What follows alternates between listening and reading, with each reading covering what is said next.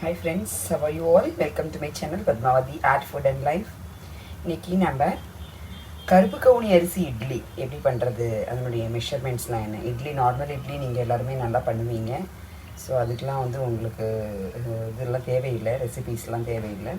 So கருப்பு கவுனி அரிசியில் நம்ம எப்படி இட்லி பண்ண போகிறோம் அப்படிங்கிறது தான்.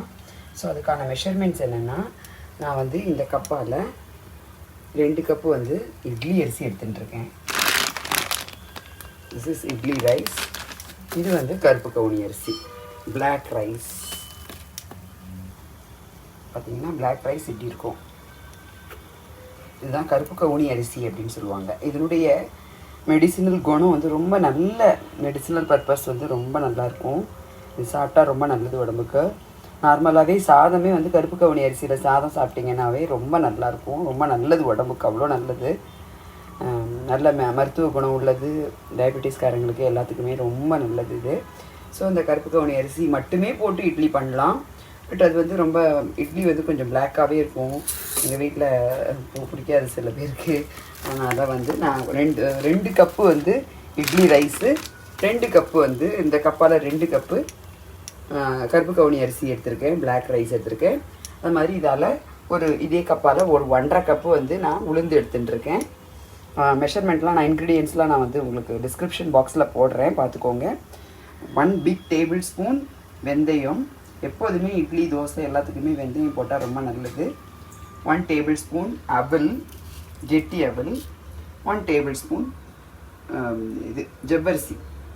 இது எல்லாத்தையும் நல்லா களைஞ்சிட்டு ஒரு 6 மணி நேரம் ஊற வச்சுட்டு அப்புறம் அரைச்சி, அதுக்கப்புறம் நைட் ஃபுல்லாக 6 மணி நேரம் ஒரு ஃபர்மெண்டேஷனுக்கு ஊற வச்சுட்டு ஃபர்மெண்டேஷன் ஆகும். அதுக்கப்புறமா நாளைக்கு இட்லி ஊற்றலாம்.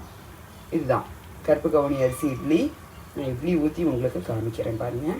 இதை நல்லா 6 மணி நேரம் ஊற வச்சு அப்புறம் அரைச்சி விட்டுறணும். விட்டு ராத்திரி ஃபுல்லாக வச்சுருங்க.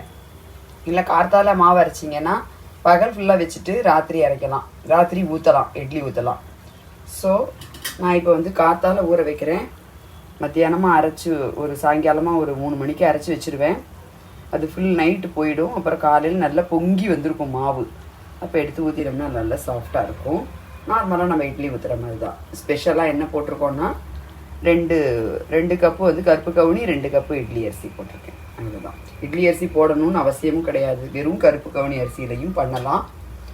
4 கப்பு கருப்பு கவுனி அரிசி போட்டு 1.5 கப்பு உளுந்து போட்டு, வெந்தயம் 1 டேபிள் ஸ்பூன், அப்புறம் 1 டேபிள் ஸ்பூன் அவல், 1 டேபிள் ஸ்பூன் ஜவ்வரிசி. ஜவ்வரிசி எதுக்காக போடுறோன்னா இட்லி நல்லா குண்டு குண்டாக நல்லா வரும், சூப்பராக. அதுக்காக தான் 1 டேபிள் ஸ்பூன் ஜவ்வரிசி. நார்மல் இட்லி மாவுலேயே நீங்கள் இட்லி மாவு அரைக்கிறச்சையே ஜவ்வரிசி போட்டு அரைச்சிங்கன்னா ஒரு 1 டேபிள் ஸ்பூன் இட்லி நல்லா சூப்பராக கும்முன்னு நல்லா குஷ்பு இட்லின்னு சொல்லுவாங்க பார்த்தீங்களா, அது மாதிரி நல்லா வரும்.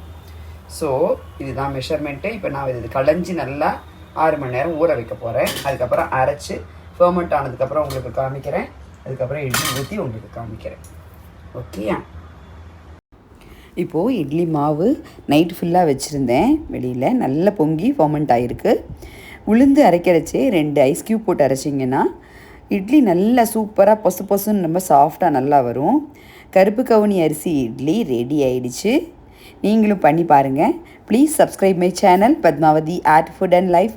Please share with your friends. Okay, bye bye, thank you.